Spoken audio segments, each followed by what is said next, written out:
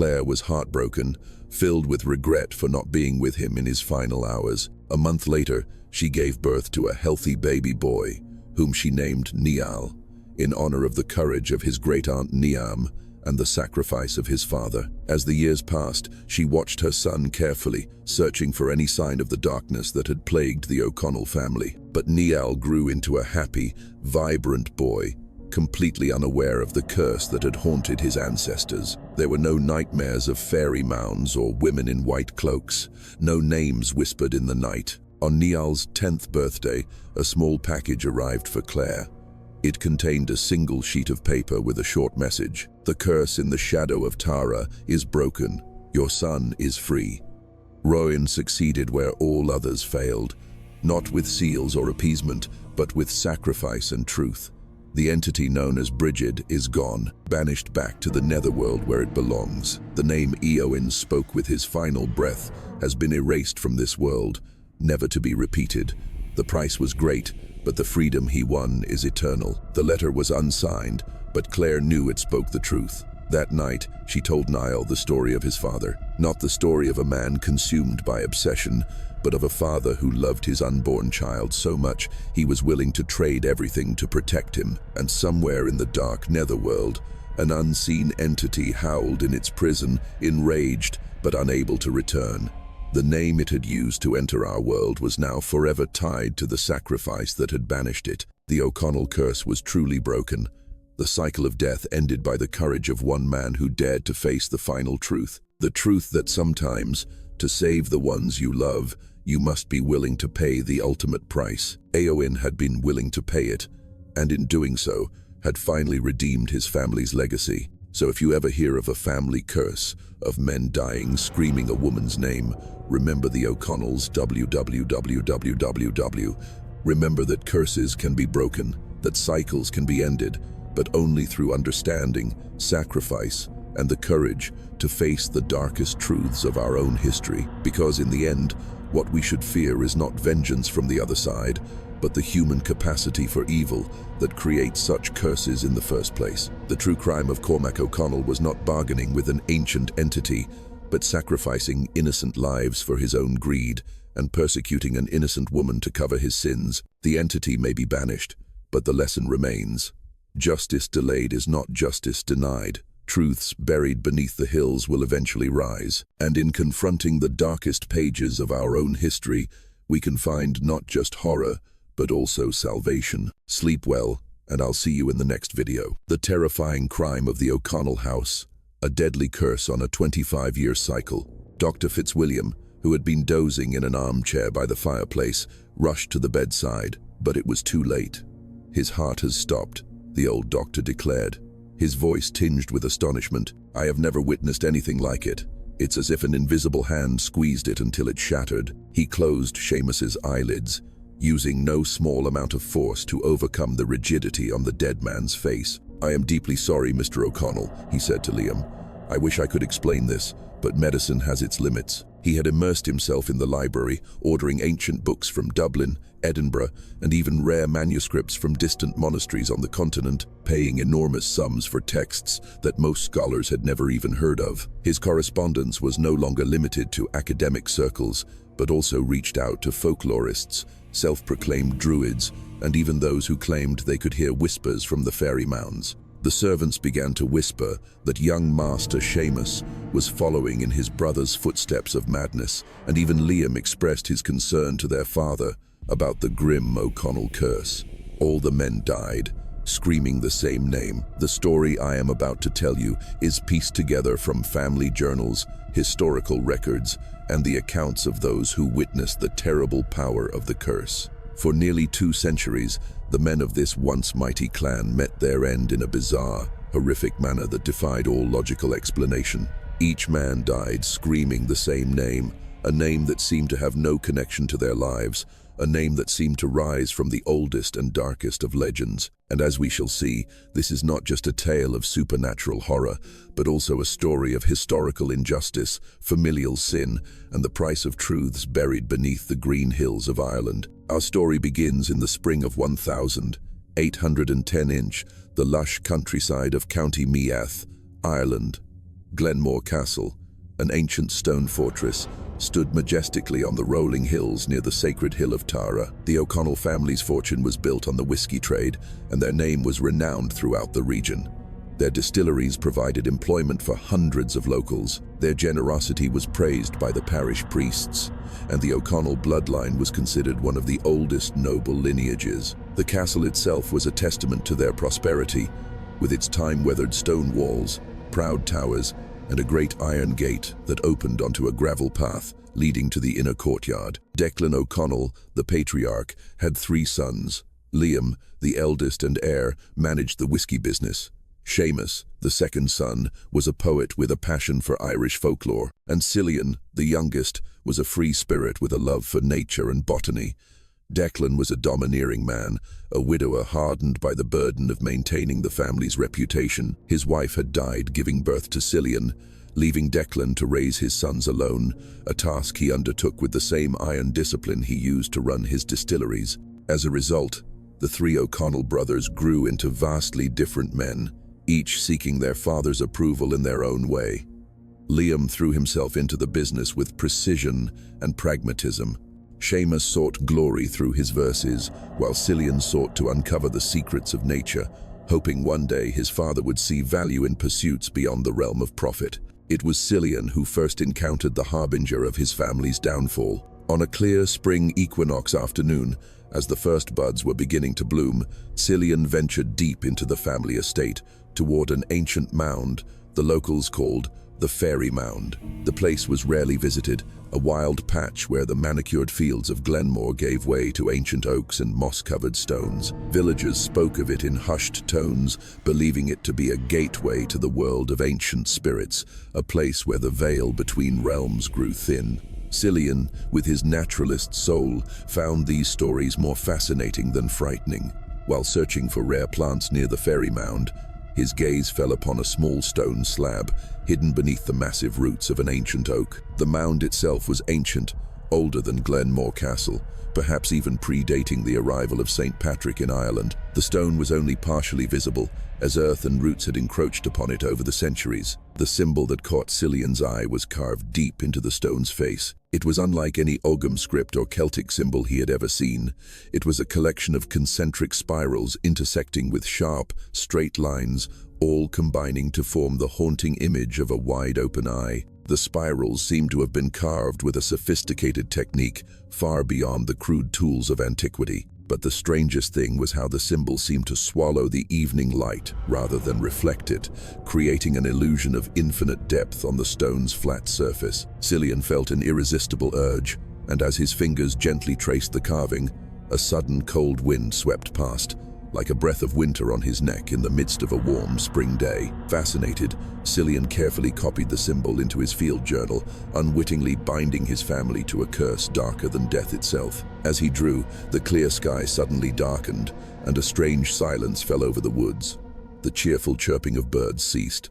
The spring breeze died down. Cillian found himself working with a growing urgency, as if compelled by some unseen force. When he finished the last stroke, he felt a fleeting wave of dizziness, as if the ground beneath him had shifted. Looking up, he was stunned to realize that dusk had fallen, though he felt he had only been sitting there for an hour. That evening, as the family dined in the great hall of Glenmore Castle, Cillian shared his drawing with his brother Seamus, who shared his passion for ancient legends and history. The hall was lit by dozens of candles in wrought iron sconces, their flames dancing on the long oak table where the O'Connells gathered. The walls were hung with embroidered tapestries and ancient claymores, relics of ancestors silently watching over their descendants. A fire crackled in the massive stone hearth, where a large pair of antlers, a trophy from one of Declan's hunts, was mounted prominently on the mantel. Seamus's face went pale as he stared at the drawing. The candlelight seemed to dim around him as he held the page, and an oak log in the fireplace split with a sharp crack, startling the servant girls. Seamus was a slender 7-year-old with wavy black hair and deep, dreamy eyes that reflected his poetic soul. Unlike his brothers, he had inherited his mother's pensive features, high cheekbones, lips often pursed in thought, and a gaze that seemed to see past the immediate reality. "Where did you find this, Cillian?" he asked, his voice hoarse, almost a whisper. His hand trembled slightly as he held the journal, and the others at the table, Liam and Declan, looked up from their meal, sensing the unusual tension. On the fairy mound, near the base of the old oak, Cillian replied, surprised by his brother's reaction. Cillian, just 21, was the most vibrant of the brothers, with perpetually tousled light brown hair and bright blue eyes that always sparkled with curiosity. "Do you recognize it?" Seamus hesitated before answering. I've read of similar markings in some of the old legends." He glanced warily at his father, who had now turned his full attention to their conversation. "They are said to be the mark of another world, a language used to communicate with beings we are not meant to know." The poet's voice grew deeper. "These marks are believed to be a kind of seal, places where the veil between our world and the other side is thinnest." Liam, the 30-year-old eldest brother, snorted with contempt. He was the one who most resembled their father. Broad-shouldered, practical, with a square, determined jaw and eyes that were always calculating the value of a cask of whiskey. "Oh, come now, Seamus.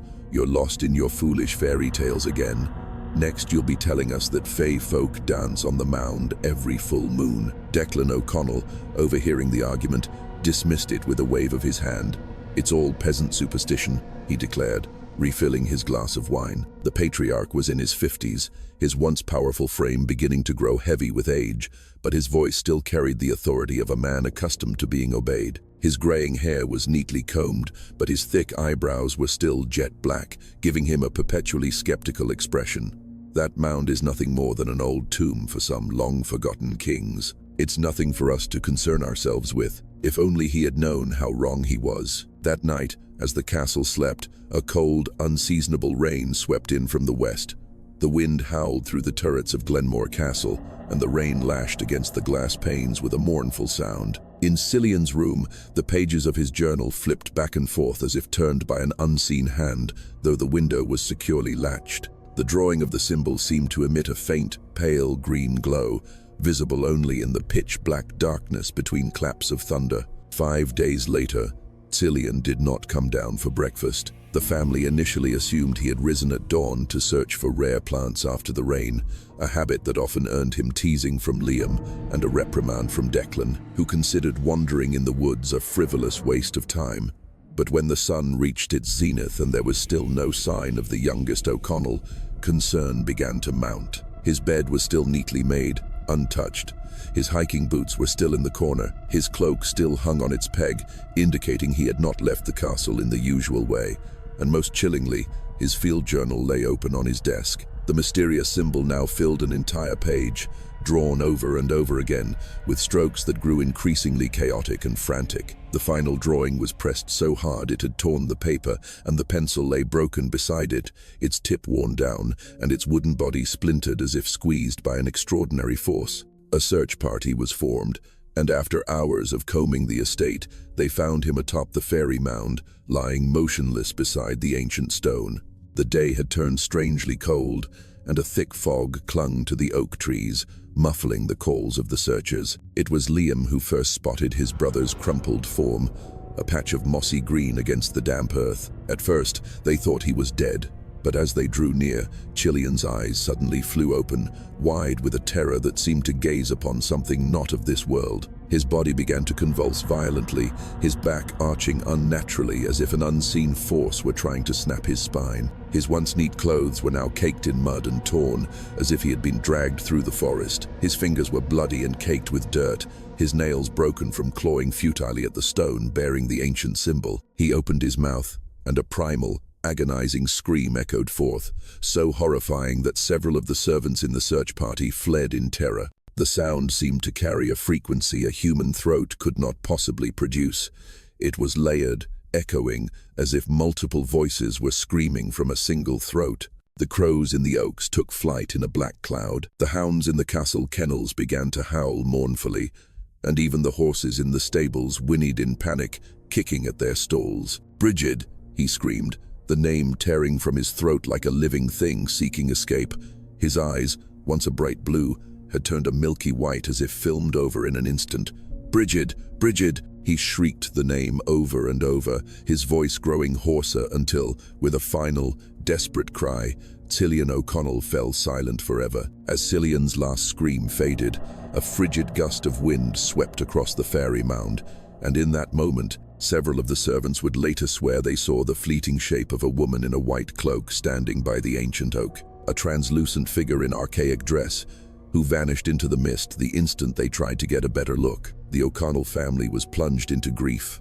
Cillian was laid to rest in the family crypt, an old grey stone structure beside the castle's small chapel. The funeral was attended by the most prominent families in the region, all come to offer condolences to the O'Connells, but also unable to hide their curiosity about the young man's mysterious death.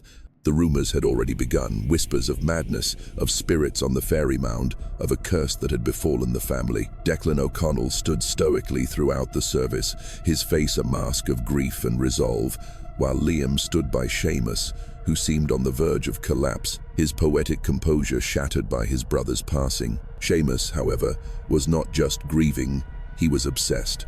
He locked himself away in the family's vast library, poring over ancient texts and corresponding with folklorists across Ireland. The library was a trove of knowledge accumulated by generations of O'Connells.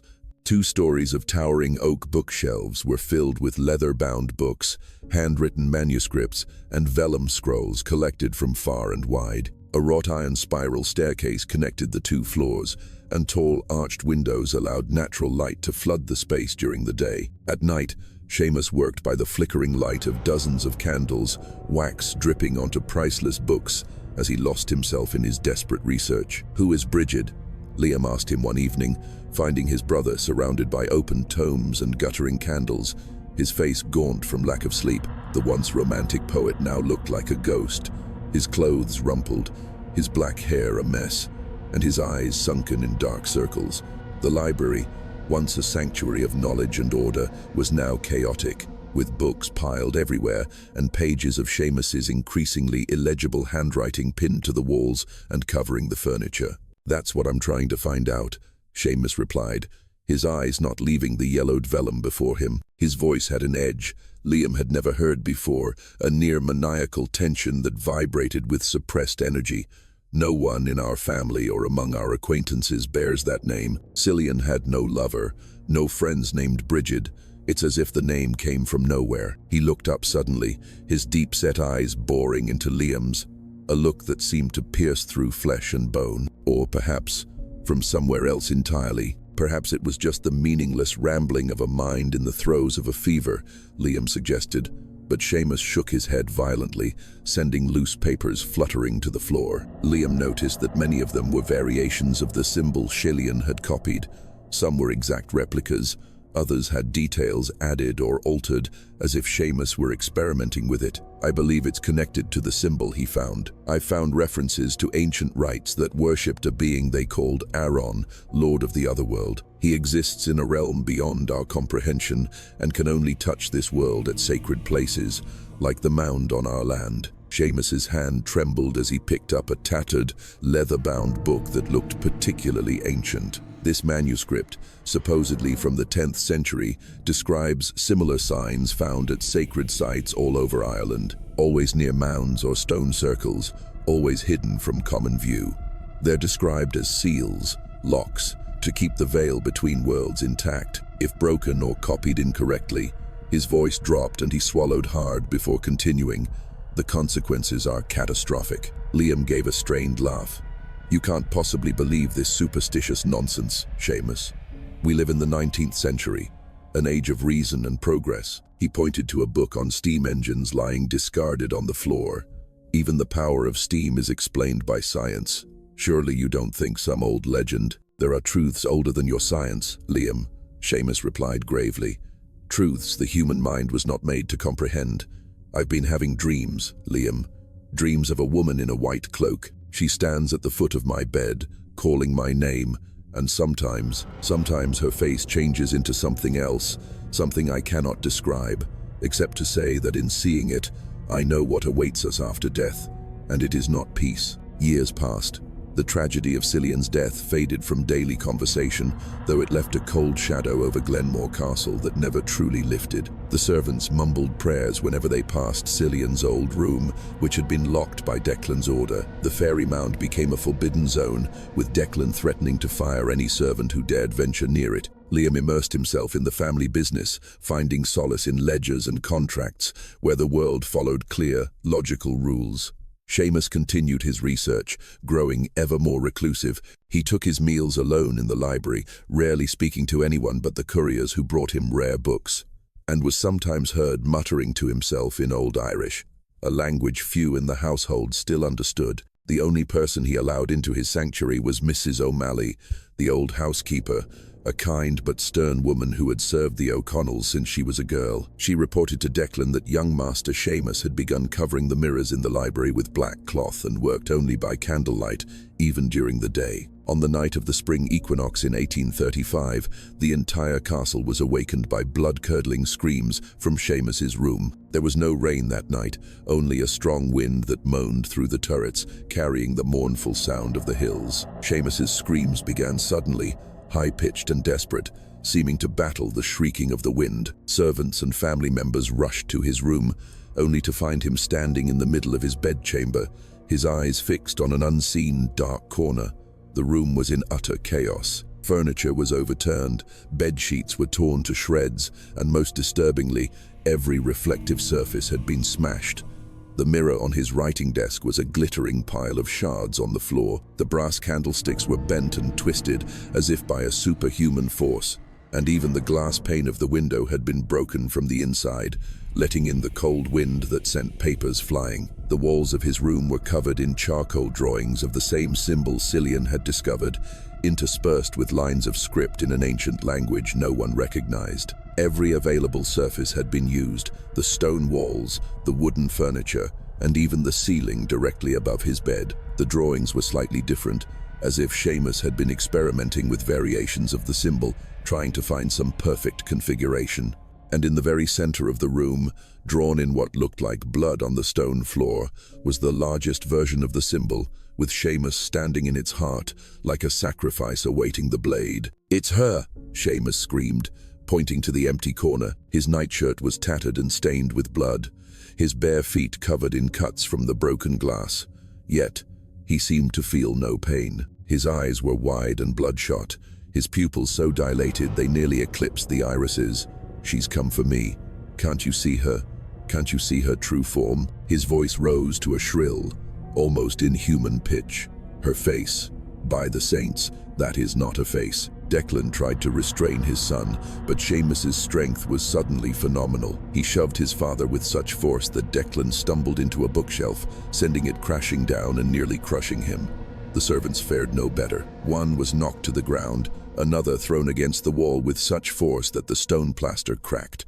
Only Liam, with his determination and strong build, managed to get a hold of his brother's arm. Seamus began to claw at his own eyes.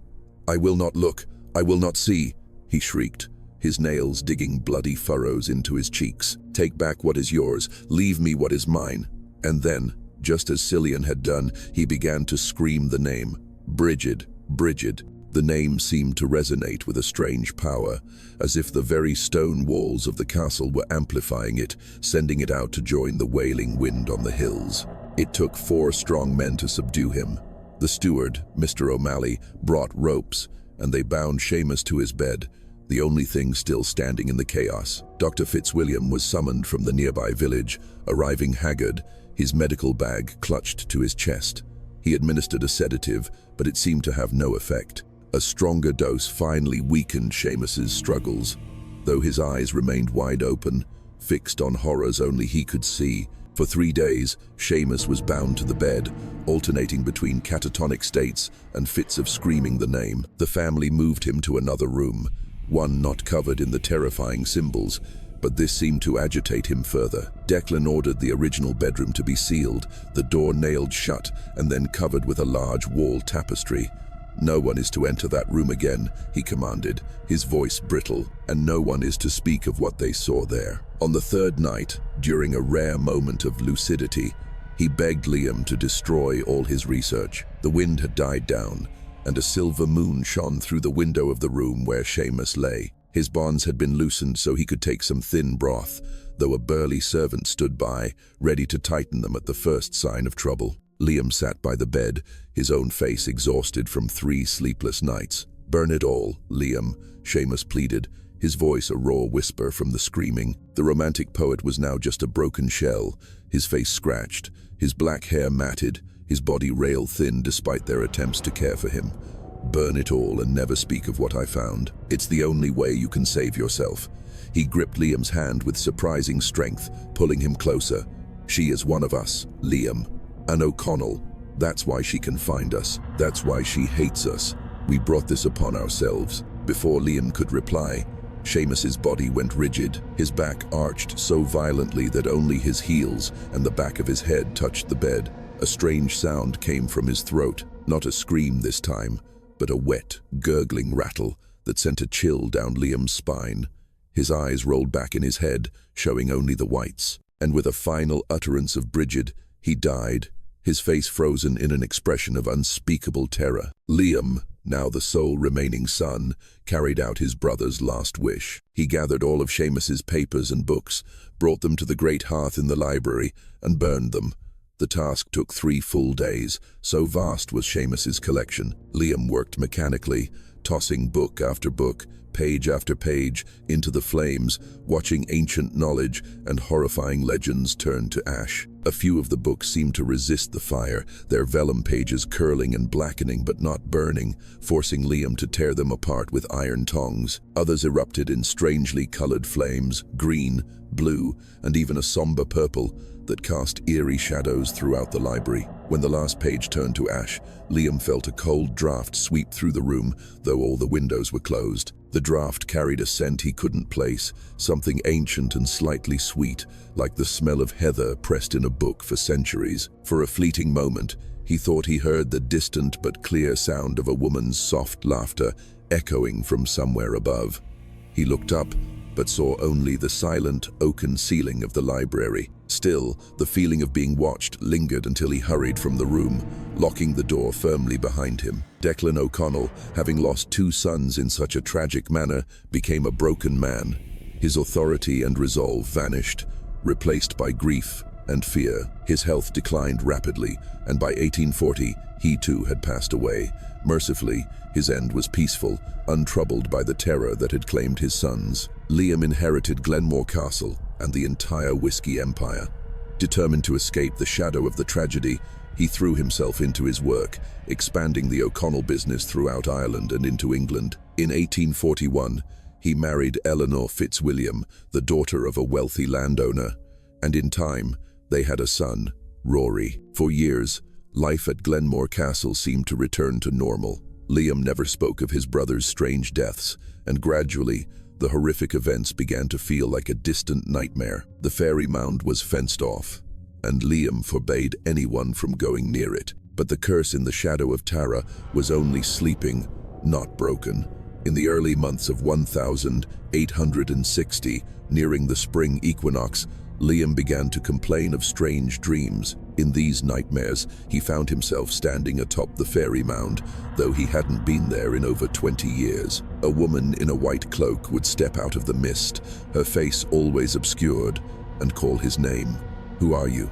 he would ask in the dream. "Don't you remember?" The woman would reply, her voice like the wind whistling through stone cracks. "I am Brigid." Liam never told his wife about the dreams, fearing they were the first sign that whatever had taken his brothers was now coming for him. Instead, he traveled to Dublin, consulting the best physicians, who diagnosed him with nervous exhaustion and prescribed various tonics. But nothing worked. The dreams grew more vivid and terrifying. Now, the woman in the dream would come closer each night, and Liam could see that her clothes were from a bygone era, perhaps the previous century. Her face, however, remained in shadow, though he sometimes caught a glimpse of deathly pale skin and eyes that reflected no light. One night, as Liam sat alone in his study reviewing ledgers, he heard a soft tapping on the glass pane of the window that overlooked the gardens. He looked up, but saw only his own reflection in the dark glass. Then, slowly, another face materialized behind his, a woman's face, with a sorrowful beauty that was terrifying in its spectral stillness. "Brigid," Liam whispered, the name escaping his lips before he could stop it. The face smiled, but the smile didn't reach her eyes. Her eyes were empty, like two deep, dark pits. Liam recoiled in horror, knocking over his chair in his haste. When he looked again, the face was gone. The next day, Liam called his son, Rory, now a young man of 18, into his study. Without explanation, he made his son swear a solemn oath, never to speak or write the name Brigid. He was to leave for university in Dublin immediately and was forbidden to return until Liam sent for him. "Father, what is happening?" Rory asked, confused. "Who is Brigid?" Liam struck his son across the face, the first and only time he ever laid a hand on him. "Never speak that name again," he roared, his face contorted in fear. "Swear to me now that you will never utter it." Shocked by his father's behavior, Rory took the oath. He left for Dublin the next day, escorted by a trusted servant with instructions not to return until summoned. Alone with his wife at Glenmore Castle, Liam grew increasingly paranoid. He ordered all mirrors in the house to be covered after sunset, every window to be shuttered regardless of the weather, and no one was to go near the fairy mound. Eleanor, worried for her husband's sanity, secretly wrote to her son, telling him of his father's deteriorating state. She also sought help from priests and doctors, but no one could explain Liam's behavior or offer a cure. On the night of the spring equinox, 1860, Liam locked himself in his study. He had spent the preceding weeks studying the old books of Seamuses that he had kept, believing he had found a pattern to the curse that had taken his brothers. That night, the servants reported hearing Liam engaged in a fierce argument, though everyone knew he was alone in the room. His voice, both angry and desperate, echoed through the cold stone corridors of the castle. Then, suddenly, the screaming began. The same horrific scream that had heralded the deaths of Shailean and Seamus. "Brigid, Brigid, Brigid." When Eleanor and the servants broke down the oaken door, Liam O'Connell was dead. His body was contorted in agony, his eyes wide with the same terror that had marked his brother's final moments. In his rigid hand was a shattered whiskey bottle, blood and spirits pooling on the floor. And on the opposite wall, drawn in what appeared to be his own blood, was the symbol of a Rawn's eye that Cillian had discovered 50 years earlier. Rory O'Connell returned from Dublin for his father's funeral.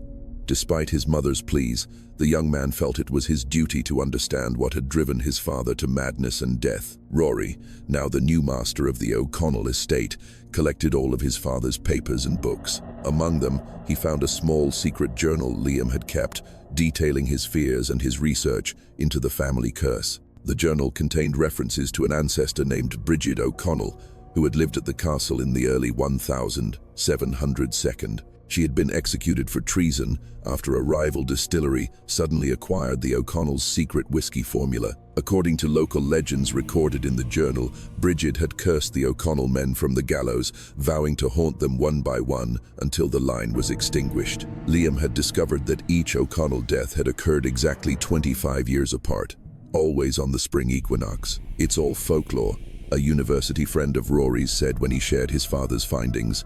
"Fairy tales and superstition. Your father was ill, just as your uncles were. There's likely a hereditary madness in the O'Connell blood." "Then why did they all die screaming the same name?" Rory asked, his voice haunted. A name they had no reason to know. Rory had no more desire to argue. He decided to abandon Glenmore Castle. He sold off most of the land to local tenant farmers, keeping only the castle and its immediate grounds, leaving it in the care of a steward. He moved to Dublin, hoping the bustling city life could help him forget his family's tragedy. For a time, it seemed the curse could be broken by distance. Rory married and had a son, Finian. He became a successful merchant, trading the family whiskey across the British Empire. He never spoke of the curse and avoided anyone who mentioned the name that had heralded the death of his father and uncles. The curse, however, was patient. On the spring equinox of 1885, exactly 25 years after Liam's death, Rory O'Connell was sitting in a bustling Dublin pub. As he prepared to leave, he felt a strange sensation of being watched. Standing in a dark corner of the pub was a woman in the dress of the previous century, her face obscured by a hood. "Can I help you, madam?" Rory asked, a businessman's confidence overriding his fleeting unease. The woman slowly raised her head, and the blood in Rory's veins turned to ice. Her face was not a face, but a void, a darkness deeper than night, a negation of reality itself. Yet somehow, he knew she was smiling. "You don't recognize me, Rory?" she asked, her voice echoing as if from a great distance. "I am family, after all." Rory staggered to his feet, trying to make for the door, his hands trembling uncontrollably. "I don't know you," he insisted, though in his heart he knew exactly who or what stood before him. "But you do," the figure replied, gliding closer without a sound. "Your father knew me, your uncles knew me, and now it is your turn to know me." Rory screamed and collapsed to the floor, to the horror of the pub's patrons. His last cry, before his heart stopped, was that same fateful name. The curse continued. Rory's son, Finian, died in 1910 while working on a ship bound for America. His grandson, Declan II, a folklorist, died in the library of Trinity College in 1935, all on the spring equinox, all dying while screaming the name Brigid. The curse played out through the generations. Declan II's son, Michael, died in 1960. He was a soldier in the UN peacekeeping force in the Congo. His comrades reported that in his final moments, after being struck by a stray bullet, he sat bolt upright, stared into space, and screamed an Irish woman's name they did not understand. Always 25 years apart, always on the spring equinox, always screaming the same name. Through the tumultuous 20th century, the curse claimed the O'Connell men with the precision of a fateful clock. Some tried to escape their destiny by changing their names, others turned to religion, and one even tried ancient rituals for protection. None succeeded. By 1975, only one direct descendant of the O'Connell line remained. But this time, it was not a man. It was Niamh O'Connell, an archaeologist working at a university in Boston. Unlike her ancestors, Niamh grew up with vague stories of the curse. Her mother, Siobhan, Michael O'Connell's daughter, had told her of the family tragedies, but always insisted they were just tragic coincidences or a hereditary heart condition. But before she died, Siobhan gave Niamh an old box containing the notes of her grandfather, Declan II. "Knowledge is power, my dear Niamh," she had told her. "I don't know if what's written in here is truth, or the obsession of a frightened man, but perhaps, if you understand what has plagued our family, you can find a way to ensure it never touches the generations to come." Niamh had spent years pursuing her career in archaeology, but her grandfather's notes planted a new obsession in her heart. She returned to Ireland, visiting the site where Glenmore Castle once stood. The castle was now a ruin, but the fairy mound was still there, a silent green hill, now part of an archaeological preserve. She began to research Brigid O'Connell extensively. What she discovered horrified her.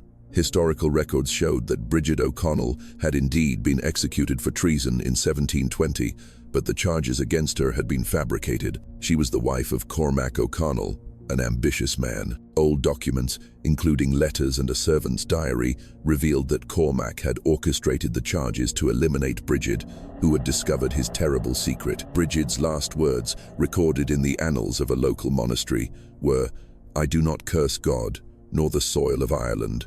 I curse only the name of O'Connell and those who bear it. They shall see me in their final moments, and my name will be the last word on their lips." Niamh believed that understanding the source of the curse was the key to breaking it. She hypothesized that Brigid's spirit was not malevolent, but was seeking justice for the terrible wrong done to her. If she could atone for her ancestors' crime, perhaps the curse would be lifted. As the spring equinox of 1989, the 25th anniversary of her own father, Connor's death, drew near, Niamh prepared herself. She went to the site where Brigid was executed, now a quiet crossroads in a small town. There, at dusk, she performed a ritual of her own making, combining elements of ancient Irish reconciliation traditions. "Brigid O'Connell," she whispered into the twilight, "I acknowledge the injustice done to you. I acknowledge the sin of my bloodline.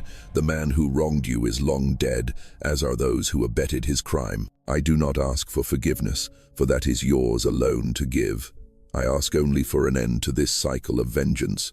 Please, let it end with me." Niamh felt a little foolish speaking these words alone, But as the sun dipped below the horizon, she felt a shift in the air, as if an invisible weight had been lifted from her shoulders. That night, in her small rented room, Niamh slept a deep and peaceful sleep for the first time in months. She did not dream of fairy mounds or women in white cloaks, but of fields of wildflowers and clear Irish skies. When she awoke, she felt a flicker of hope that perhaps her efforts had worked. Her optimism was short-lived.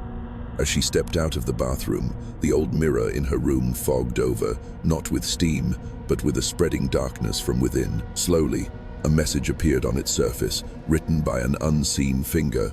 Justice is not pity. Niamh left the small town the next day, returning to her rented flat in Dublin. As the equinox approached, she fortified her room with every protective measure she knew from her archaeological and folkloric studies. Circles of salt around the doors and windows, sprigs of rowan and mistletoe hung on the walls, and ancient Celtic symbols known for warding off spirits. On the morning of the spring equinox, Niamh called her sister, Deirdre, who lived in London. "Deirdre," she said, trying to keep her voice calm, "if anything happens to me tonight, there's a box in my wardrobe.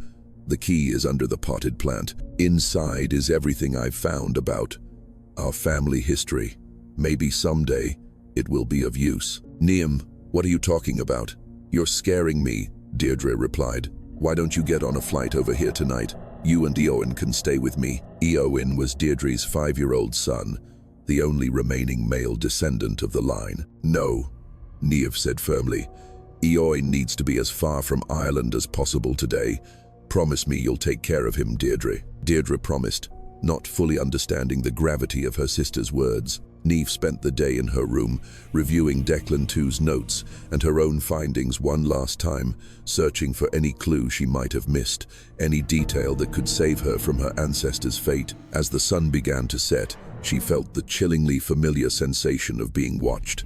The temperature in the room plummeted, her breath condensing into white puffs in the cold air. The protective sprigs she had hung on the walls began to wither and turn black as if scorched by an invisible heat. And then she was there, a woman in 18th century dress. Her face was no longer obscured in shadow.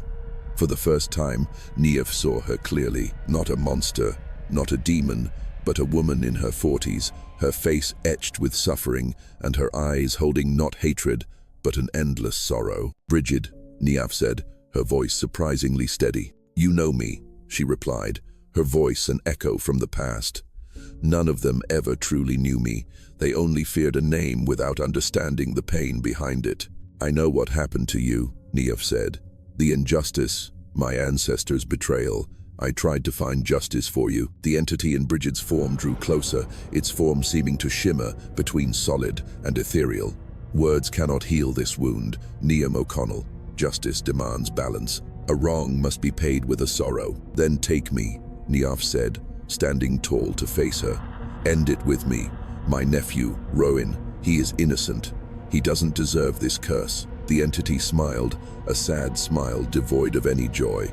"He is innocent, yes, as was I." She reached out a hand, her translucent fingers stopping just short of Niamh's cheek. "But the curse cannot end until the seal is made whole." "How?" Niamh asked desperately. "Tell me what I have to do, please." For a moment, it seemed the entity of Brigid might answer. Her expression softened, and Niamh felt a fragile spark of hope.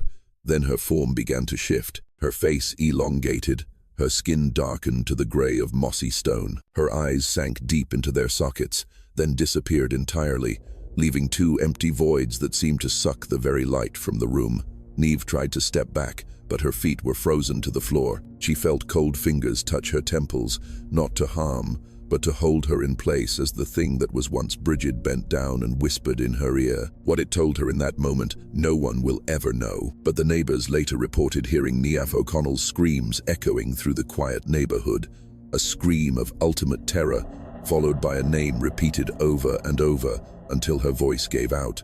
"Brigid, Brigid, Brigid." Niamh O'Connell was found by the police the next morning after a frantic Deirdre called them, unable to reach her sister. Her body lay in the middle of the room, eyes wide, her face frozen in an expression of horror. The coroner ruled the cause of death was acute cardiac failure, likely brought on by extreme stress. The box Niamh left for Deirdre contained hundreds of pages of research, historical documents, genealogical records, and Niamh's own theories on the curse. Deirdre read it all, then locked the box away, determined that her son, Rowan, would never know the fate that might await him. Éowyn grew up unaware of his family's dark legacy. Deirdre changed his surname to her husband's, and they moved to Canada. She never told Rowan about the curse, convincing herself that what happened to the O'Connell men was just a series of tragedies, a rare genetic flaw, not a supernatural feud from beyond the grave.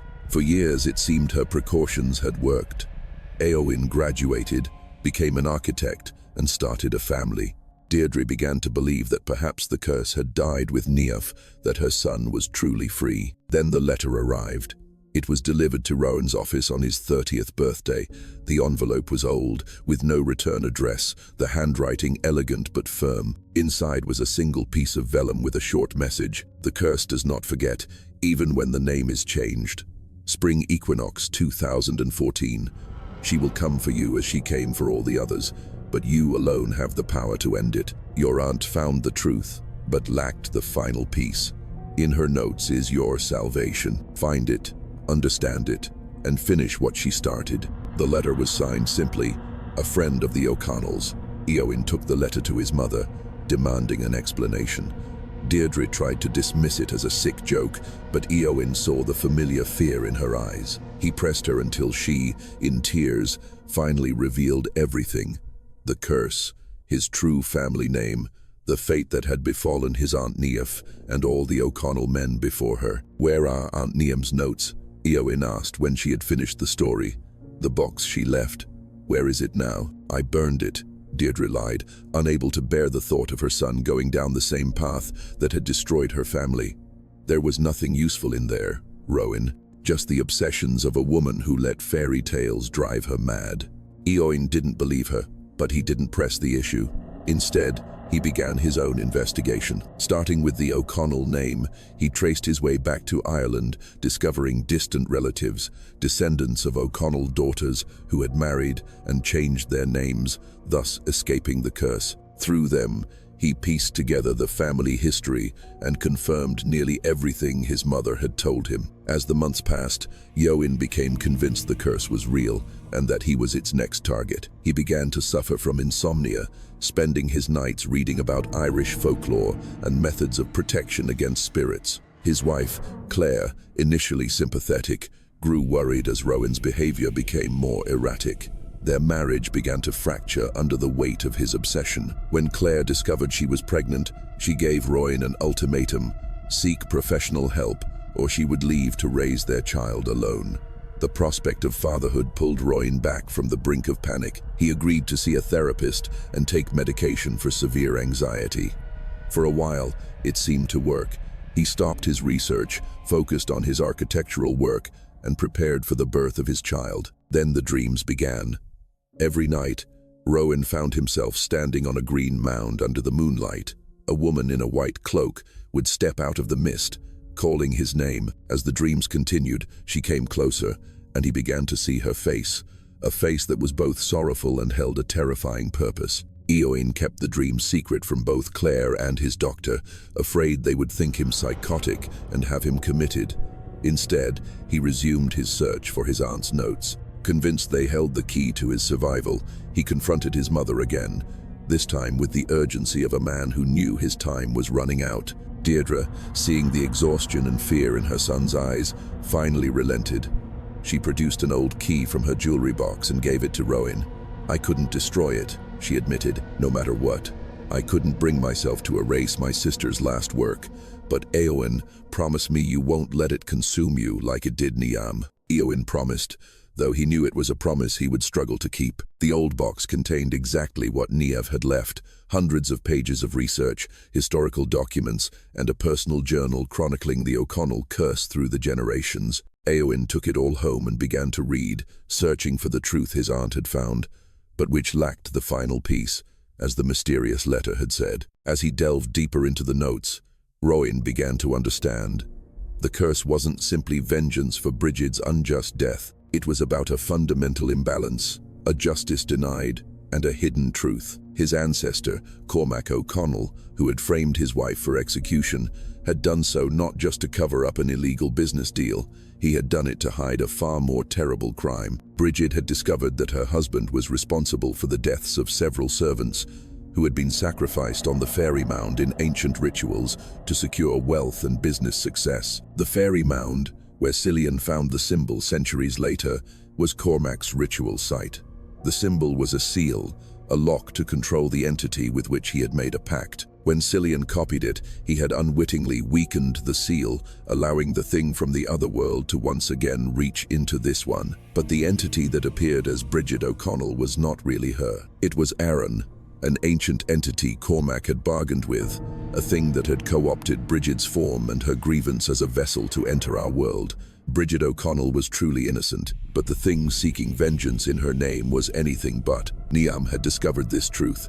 In her final notes, written on the day she died, she had outlined what she believed was the solution to complete the seal, but she was apparently missing something, a crucial element she had not yet found. As the spring equinox of 2014 approached, Rowan felt a mixture of terror and determination. Claire was now 8 months pregnant with their son, another O'Connell male who would inherit the curse if Rowan failed. In the final days before the equinox, Éowyn returned to the Glenmore Castle site.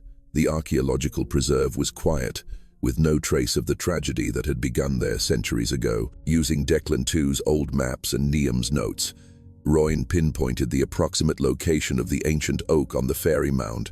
There, in the pre-dawn light, he began to dig. A security guard discovered him and called the police, but not before Rowan found what he was looking for, a small stone slab buried deep beneath the roots, bearing the symbol of Aron's eye. Éowyn was arrested for trespassing and destruction of a historical site. He spent the day in a police station, growing increasingly agitated as the equinox neared. By evening, Claire had arrived to bail him out, her face a mask of worry and disappointment. "You promised me, Éowyn," she said as they drove home. "You promised you would be okay." "I am getting better," Éowyn insisted. "I'm seeing things more clearly than ever. I know how to end this, Claire. I know how to protect our son." Claire didn't reply, but Éowyn could see she was at her limit. When they got home, she told him she was going to stay with her parents until the baby was born. "I love you," she said, tears streaming down her face. "But I can't watch you destroy yourself like this. Get help, Éowyn. Real help." Left alone on the day of the spring equinox, Éowyn prepared for what was to come. His aunt's notes had helped him understand that the entity Aron could be resealed, not with futile appeasement rituals, but by completing the seal Cormac O'Connell had created and Cillian had unwittingly weakened. To do this, Éowyn needed the original stone. He had managed to hide it in his jacket before the police arrived. Now, he studied it carefully, comparing it to Niamh's drawings. The symbol was incomplete. Éowyn suddenly realized what his aunt had likely missed. Cormac had intentionally left it unfinished as a failsafe, a way to control the thing he'd bargained with. The missing elements weren't on the stone. Niamh had believed they were on Cormac's signet ring, but she was wrong. Declan II's notes mentioned a detail. Cormac O'Connell was buried with a silver cross he always wore. Rowan believed the final piece was there. As night fell, Rowan felt the familiar sensation of being watched. The temperature in his apartment dropped suddenly. The lights flickered and then died, leaving him in a darkness illuminated only by the candles he had lit. "I know you're here," Éowyn said into the void. "I know what you are. Not Brigid. Never Brigid. You just borrowed her face and her grievance." The shadows in the corner of the room coalesced, taking human form. The figure of a woman in 18th century dress stepped forward, her face shifting between that of a middle-aged woman and something else, ancient and hungry. "Clever boy," the entity said, its voice echoing as if from a great distance. "Cleverer than your aunt, cleverer than all the O'Connell men before you. My ancestor made a pact with you," Éowyn said, fighting to keep his voice steady. "He sacrificed innocent lives for wealth. When his wife found out, he had her executed to silence her and bound you with an incomplete seal. A seal your ancestor weakened when he copied my mark without understanding its purpose, the entity confirmed, drawing closer. Eowyn held up a sheet of paper on which he had redrawn the symbol from the stone and from images of the cross he'd found in church archives. This is the true seal, the complete binding. The entity laughed, a sound like shattering glass, almost complete. There is still one thing missing, the final element. And now, like all the O'Connell men before you, you will die screaming the name I have borrowed. I know what the final element is, Eowyn said. Aunt Niamh didn't realize it, but I do. The seal doesn't just need the symbol, it needs a sacrifice. The blood of O'Connell www. The blood of the pact, Maker's line, to close the door he opened. Before the entity could react, Rowan took a small knife and made a deep cut in the palm of his hand. Blood welled up, dripping onto the stone where he had completed the symbol. As his blood touched the stone, the entire symbol flared with an eerie green light. The entity shrieked, its form becoming unstable, flickering between Bridget's appearance and something else, a black fog of swirling eyes. "You cannot seal me," it howled. "You will die before your blood is enough to lock me away." Eowyn realized with horror that the entity was right. The seal was activating, but it required an amount of life force he couldn't provide quickly enough. The light began to dim. The entity lunged, its form elongating and distorting as it reached for Eowyn.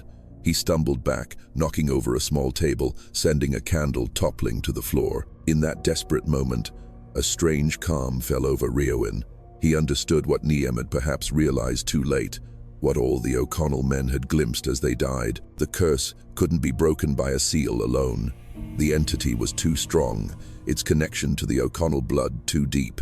There was only one way to end it forever. "I know your true name," Eowyn said, his voice suddenly strong. "Not Bridget.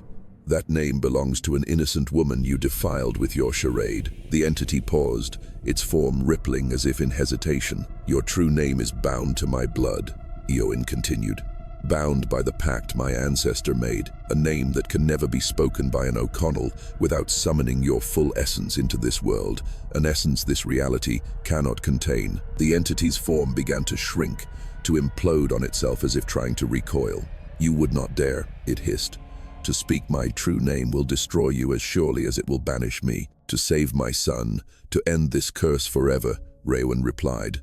"I would dare anything." He took a deep breath and spoke a word, an ancient Irish word that the modern tongue could not properly pronounce, a word that seemed to make the very air around it ripple. Not Bridget, but something older, something that had dwelled in the darkness of the mounds long before recorded history. The entity let out a final scream as its form exploded, filling the room with an absolute darkness that swallowed the candlelight. Eowyn felt a crushing pressure in his mind, as if his soul were being torn apart. His vision shattered, and reality itself seemed to crack around him. With his last ounce of strength, with his final breath, Rowan repeated the entity's true name, not in fear or desperation, but as a judgment, a banishment, not a summons, a closing, not an opening. The darkness collapsed in on itself, with a sound like the earth swallowing itself, and then a complete and total silence. Eowyn was found by Claire when she returned the next day, frantic with worry after being unable to reach him. His body lay in the middle of the living room, surrounded by burnt-out candles and the now cold stone slab. Unlike the O'Connell men before him, his face was peaceful, free of the terror that had haunted them. The doctor concluded his death was from sudden cardiac arrest, likely brought on by prolonged stress.